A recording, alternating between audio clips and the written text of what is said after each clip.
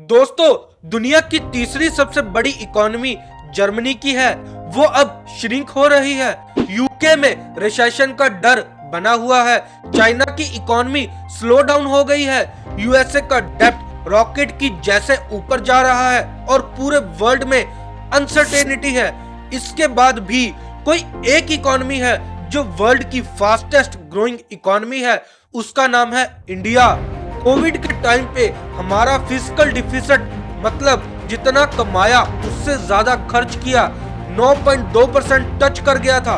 दुनिया को लगा इंडिया डेब्ट ट्रैप में फंसेगा, करेंसी क्रैश होगी, स्टोरी ओवर। लेकिन आज 2026 में पिक्चर कुछ और है। इंडिया ने ना सिर्फ सरवाइव किया बल्कि एक इकोनॉमिक यू टर्न मारा। सबसे बड़ा चैलेंज था डेफिसिट को कम करना, वरना हम एक डेब्ट ट्रैप में फंस जाते, क्योंकि आप ज्यादा डेब्ट लेते हो तो आपको इंटरेस्ट पेमेंट करना पड़ता है और गवर्नमेंट के पास कम पैसा बचता है इंफ्रास्ट्रक्चर पे खर्चने के लिए।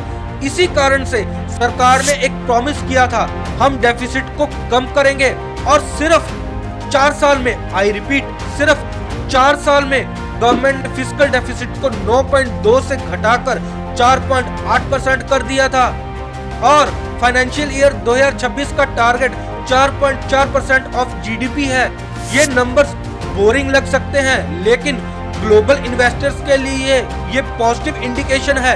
इसका मतलब है इंडिया अब डेब्ट पर नहीं, अपने रेवेन्यू पर चल रहा है। लेकिन सवाल ये है, अगर डेब्ट रिड्यूस हो रहा है तो डेवलपमेंट का पैसा गवर्नमेंट कहां से ला रही है? इसका जवाब है आप लोग, द ग्रेट इंडियन टैक्सपेयर। आप और मैं। प्री कोविड में सिर्फ 6.9 करोड़ लोग ही थे जो टैक्स फाइल करते थे, जो आज इंक्रीज होकर 9.2 करोड़ इंडियंस हो गए हैं। इसी पैसे से इंडिया की ग्रोथ स्पीड इंक्रीज हो रही है। तो चलिए मैं आपको इसके डाटा के साथ बताता हूं। 2004 से 2014 तक हम हर साल एवरेज 1499 किलोमीटर रेलवे ट्रैक बनाते थे, जो पिछले 10 सालों में बढ़कर 3118 किलोमीटर पर ईयर हो गया है, मतलब डबल। वाटरवेज कार्गो 18 एमएमटी से 145 एमएमटी तक पहुंच गया है। ये कोई इंक्रीमेंटल ग्रोथ नहीं है, ये एक्सपोनेंशियल एक्सप्लोजन है। वाटरवेज कार्गो का ग्रोथ होना मतलब लॉजिस्टिक कॉस्ट रिड्यूस होना।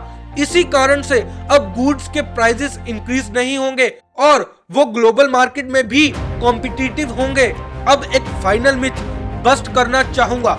आप लोगों को कहते हो इंडिया के इंपोर्ट्स बढ़ रहे हैं, ये इकोनॉमी के लिए बुरा है, बट हिस्ट्री ये बताती है जब भी किसी देश की पर कैपिटा इनकम इंक्रीज होती है, उस कंट्री का इंपोर्ट इंक्रीज होता है। चलिए एग्जांपल से आपको बताता हूँ। चाइना, जो दुनिया का सबसे बड़ा एक्सपोर्टर है, वो हर साल $2.5 ट्रिलियन से $3 ट्रिलियन तक का गुड्स एंड सर्विसेज इंपोर्ट करता है। क्यों? क्योंकि उनकी डोमेस्टिक डिमांड पावरफुल है और जैसे ही इंडिया का पर कैपिटा इनकम $250 से $4000 हो गया तो हमारा भी इंपोर्ट इंक्रीज होगा और हम कितना भी आत्मनिर्भर बन जाएं, तब भी इंपोर्ट इंक्रीज होगा। ये एक इकोनॉमिक का लॉ है।